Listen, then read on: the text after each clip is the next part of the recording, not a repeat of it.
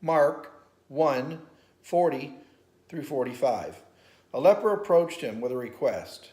Kneeling down as he addressed him, "If you will to do it so, you can cure me." Moved with pity, Jesus stretched out his hand, touched him, and said, "I do will it. Be cured." The leper rose, left him then and there, and was cured. Jesus gave him a stern warning and sent him on his way. "Not a word to anyone now," he said. "Go off and present yourself to the priests and offer for your cure what Moses prescribed. That should be proof for them." The man went off and began to proclaim the whole matter freely, making the story public. As a result of this, it was no longer possible for Jesus to enter a town openly. He stayed in the deserted places, yet people kept coming to him from all sides. I don't know if you noticed in this gospel, but Jesus and this leper basically switch social places.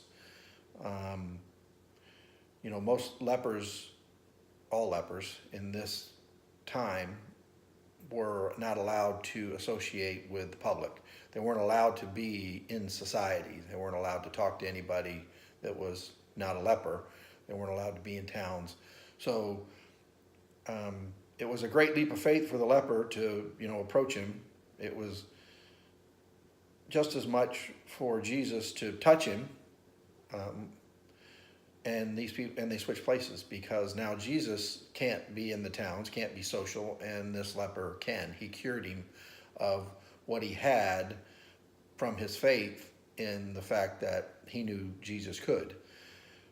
That's what Jesus wants all of us to do. He wants all of us to bring him our burdens and our troubles and our problems, kneel down before him, place them before him, and ask him and believe that he can fix those problems. That's what he wants you to do. He can fix those problems. Through Jesus Christ, from God, your problems can be solved in believing. You have to believe first, and then the cure comes. I read a little bit about what he says when he says, to go to the priest and present yourself and offer for your cure what Moses prescribed. That's what he says.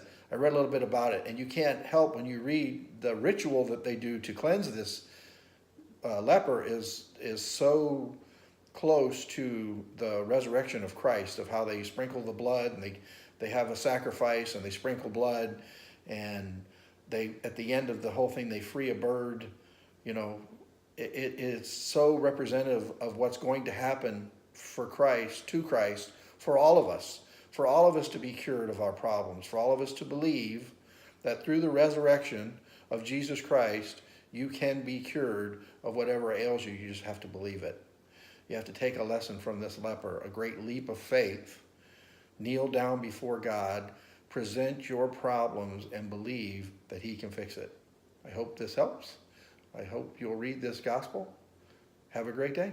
Thank you very much for watching.